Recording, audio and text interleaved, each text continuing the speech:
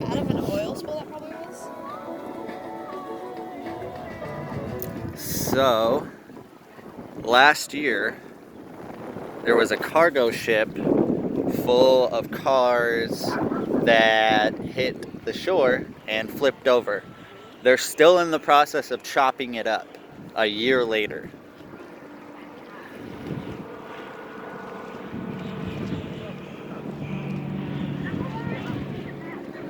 They've even got signs for it.